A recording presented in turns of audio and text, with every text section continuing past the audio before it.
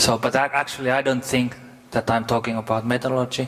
I think that I'm talking about thinking, embedded thinking behind the methodologies, and then eventually I think that I'm talking about actions. I'm talking about practice, or the implications in the practical business world. Okay.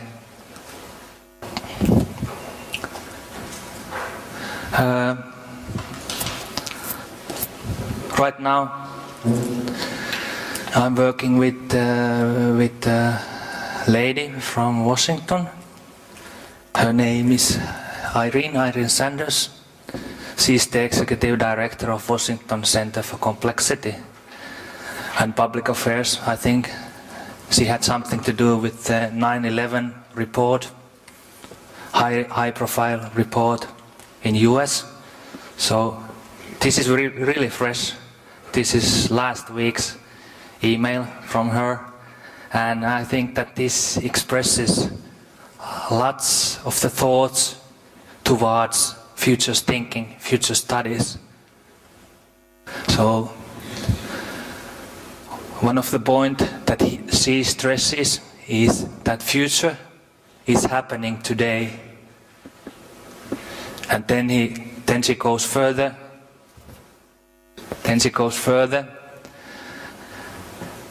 And pinpoints that this is one of the major gaps in future research methodologies. And this is pretty much the starting point for our cooperation. And then she continues and goes further. Okay. Then we have this kind of new initiative, a ridiculous club based in Copenhagen. But anyway, I'm happy to be involved with this group of people. It is led by a futurologist called Rolf Jensen, and the companies and the people, the persons who are invited to the management team of this project. There's Ian Pearson, the leading futurologist of British Telecom, and many interesting people. Okay.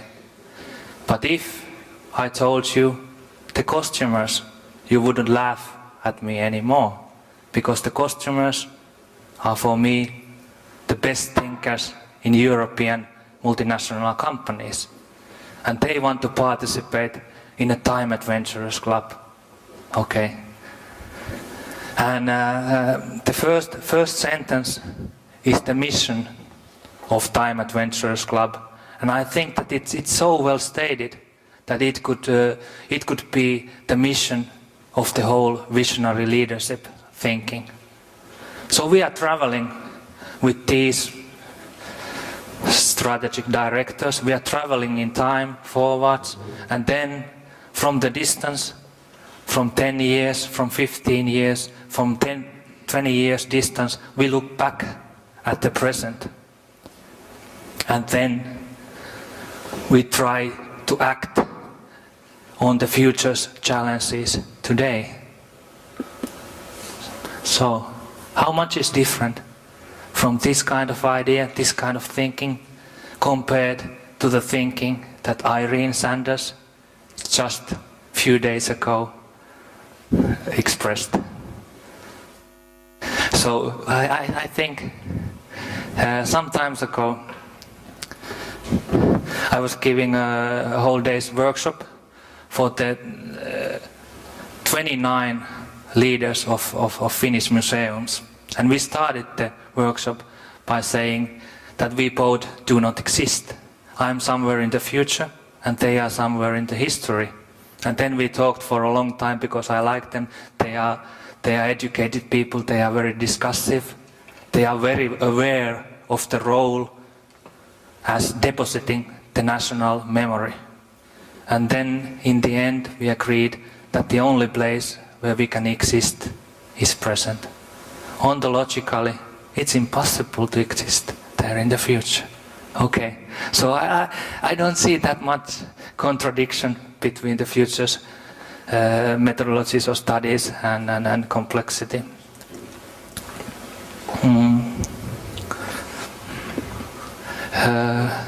What do you think happens here?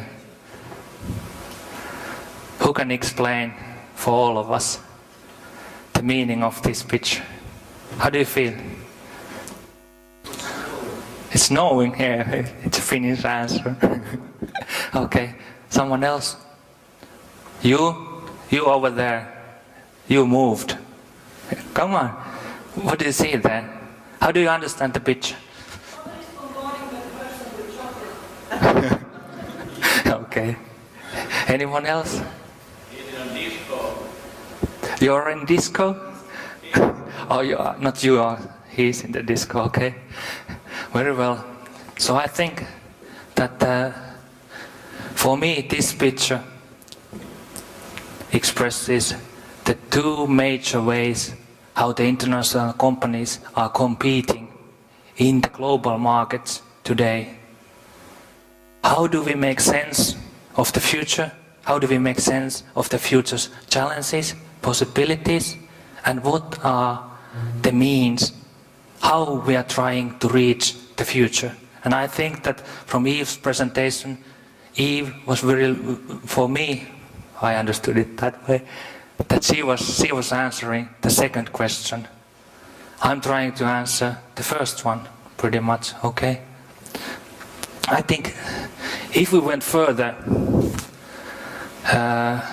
like we did with Jeremy C. Glenn 1 week ago in Paris, Jeremy asked me, how do we make more intelligent people? Perhaps that's a national challenge. And I think if I understood Teo's presentation correctly, I think Teo was talking about that too. Yes, okay.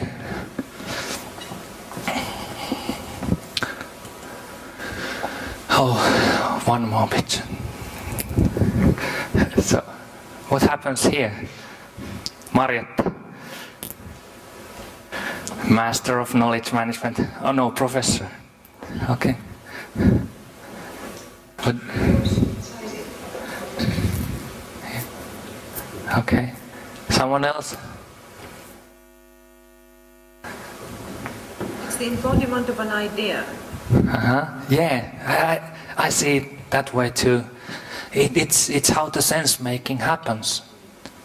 So we pick up something, pieces of information from the world surrounding us, then we combine it to some of the processes, some of the existing frameworks, some of the existing knowledge that we have, and if we can make this combination, then it works like action. If we don't understand a piece of knowledge, somebody is telling us something. If we don't understand that, so nothing comes out of that. This is the way, how do we make sense, according to Carl Weick. I think that one issue that hasn't been mentioned today is concerning emergence. Is a comment made by our colleague Paul Cilliers too. That one way how emergence happens is that because people, managers, directors react to knowledge. So depending on which kind of knowledge we put into their system, into their brains, we will shape their actions. And this is actually the bottom line of my presentation. So the ability, the power to put knowledge into the system will direct the system very much. Okay. A few years ago,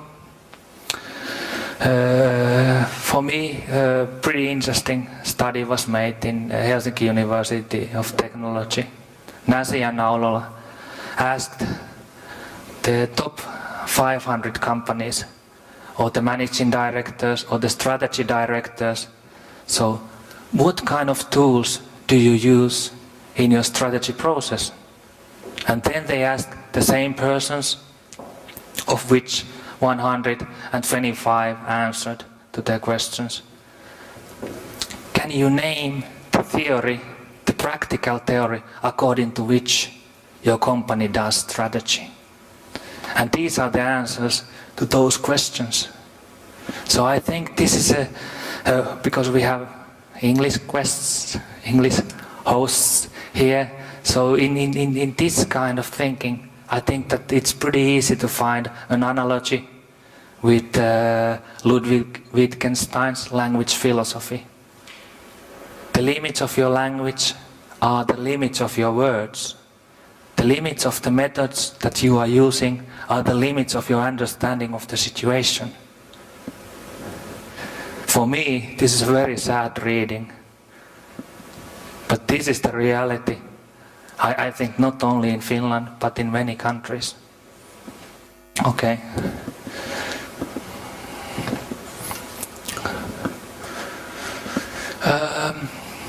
We have other methods. In the United Nations University Millennium Project, the leaders of the project, Jeremy C. Glenn and Theodore Corden, have collected, according to them, all the future studies methods used during the last 50, 60 years. For me, this is enormous work. Not to mention that they have collected the people who have created the methods or being part in the creation process of the methods. Half of the articles in this book are written by the people who were present when these methods were created. Okay. I think this is something, and I think that this is also a subject that you could get familiar with. If we think that the information that we put in the system, put in the management team, will guide the company's future.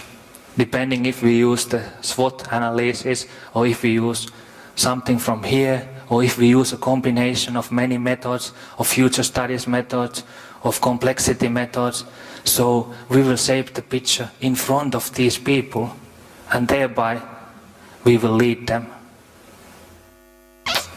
Yeah, and the ability to do this work makes a great leader. I think this is a great. Okay.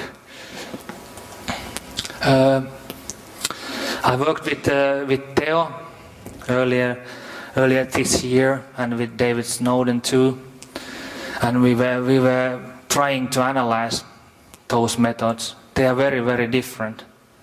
There's a world in between those different methods, and we were discussing in the spring how should we analyze them in a one simple model, in a one simple method. And then we came up, actually Dave came up with this kind of framework. And okay, I will explain this to you. I have explained this to the French people, and pretty soon I will explain it to Italian people, and so let's see how the Finnish people think about this.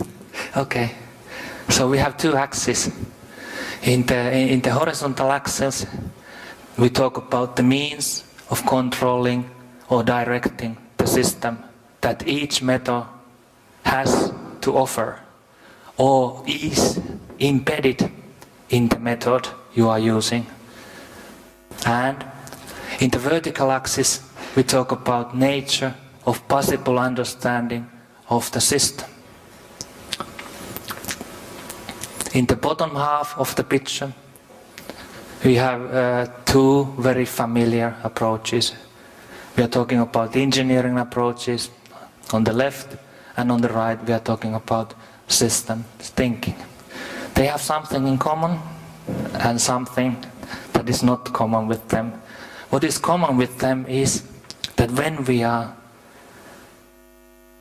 doing our work, whether we are managers, whether we are consultants, whether we are experts, we always stand outside the system. And we always think that we can understand the whole system, we can understand how the system works. And therefore we can influence its future. Okay. What's difference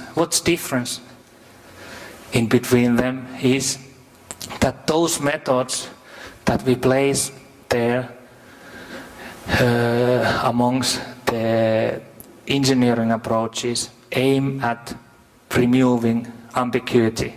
So it means that the situation itself will not change due to using these methods. Do you follow me? If you use some kind of method, you stay in the same situation you are, but you gain information. Perhaps you can make better decisions. Okay. What's different in between is that when we talk about system thinking, we are talking about multiple futures, for example. We are allowing ambiguity into our thinking. But anyway, we will think that we can understand the whole system and we can guide it. And this is also the way that MIT and Peter Senge has presented this. What's different when we go to the upper half of this picture is that there we start to talk about the emergent processes. We talk about the different kind of future. We think that the future emerges because of the local interaction of the agents. And nobody can control, nobody can guide the whole system. Not even the president, not the managing director, not the best of the consultants. If you follow me. Do you follow me? Okay, very good. We can influence the system, but we cannot lead it in the way we try to lead when we are here at the bottom half. And then we have two kinds of areas. We talk about mathematical complexity, so it's a rule-based model to model the world, and then we talk about social complexity. And this was the model we used to analyze the whole futures research methodology.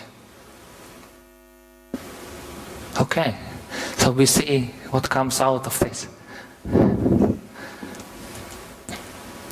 So thank you for Jeremy C. Glenn, thank you for Theodore Gordon, thank you for Finland Futures Research Center, thank you for Future Society. So all these people were involved in this process when we really tried to find out what kind of methods do we use. Not the simple ones in business, not those that everybody knows in strategic management, but these in the futures research methodology. During the last 50, 60 years. Actually, this picture contains the history of futures research methodology. Okay, it's a young science, or I don't know if it's a science at all. But for me, that's not so important. I think that for many people it is important, but not for me. Okay, so we placed them here, and we notice now that many of the methods are there removing ambiguity, as Theo had put it. They are embedded in the old practice. Then we have some methods here. In the systems thinking, we can talk about scenarios at the border, we can talk about simulation and games, etc. Okay. When we go up, we go to the specialities of John Casti, John Holland, etc. We can talk about evolutionary or genetic algorithms, how we make sense of the future, multiple futures, by mathematical terms. Okay. And then we have just few methods that are taking into consideration the social complexity.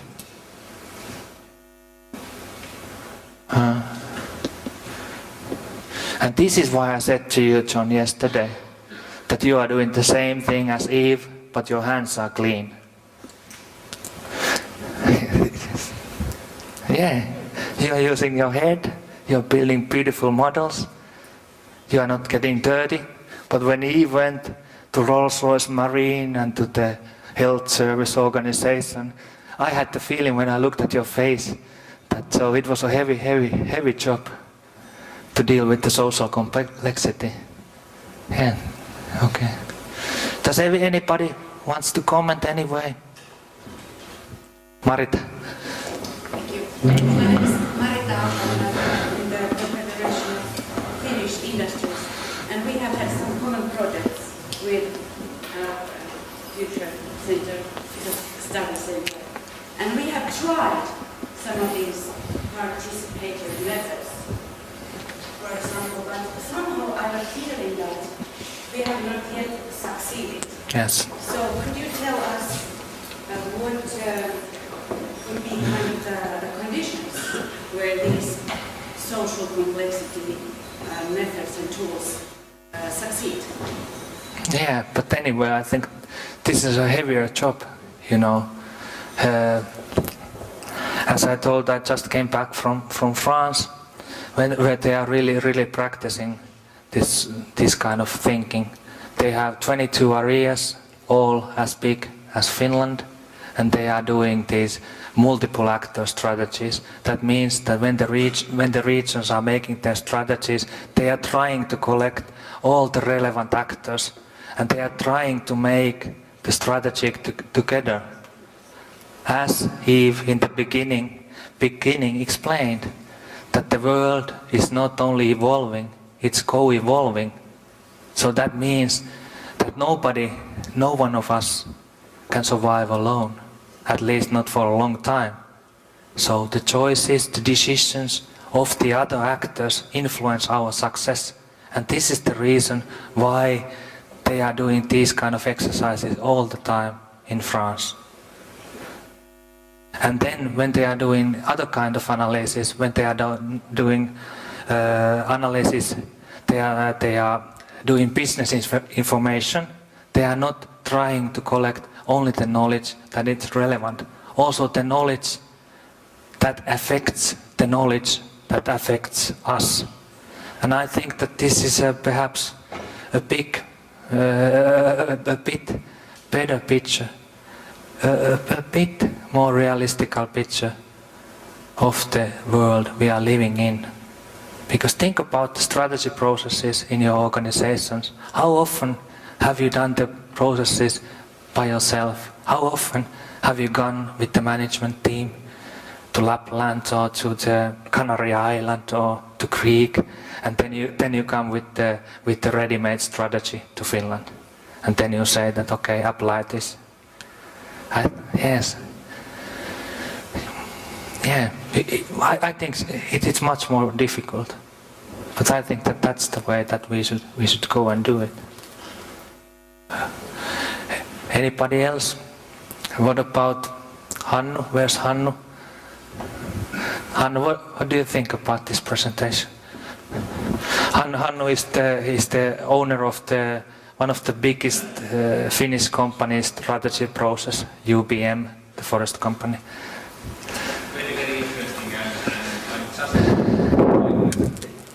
they reflect some issues that you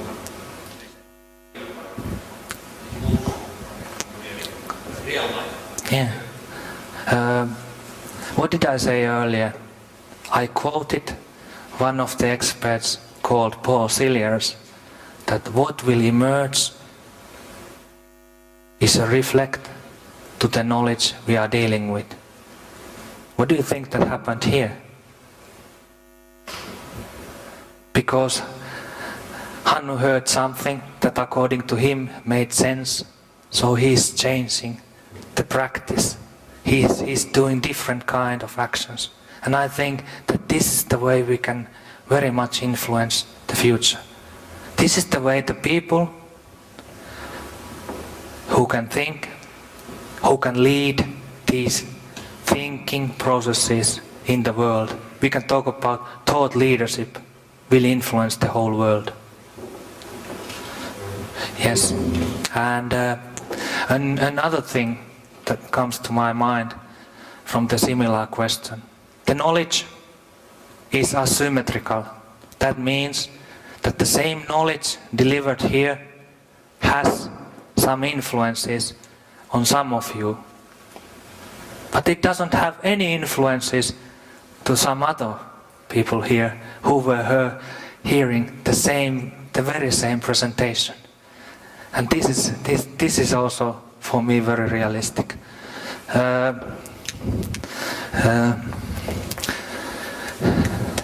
Now we are doing an exercise. I'm really sorry. I will have to make you think. I will have to make you work together. And in this exercise, this is a demo. This is a very practical demo of Teo's fine presentation. I will give you one paper every table, which is the presentation, which is an article made by Eve, where the London School of Economics complexity group's methodology is described extremely well. Why I give only one paper? So the paper isn't very expensive, so I could have made 50 copies, because I know that we are 50. But because, as Teo described, as the computers are boundary objects, and they influence the way we interact, we learn, etc. When I give you only one paper in each table, what will happen? You will have to move, perhaps you will have to even touch each other, I don't know, and then you have to work together because you have only one paper. If I gave you, each and every one, their own paper, what would happen? You would stay in your own chair, then you would read it, perhaps after that you would discuss about it a little bit.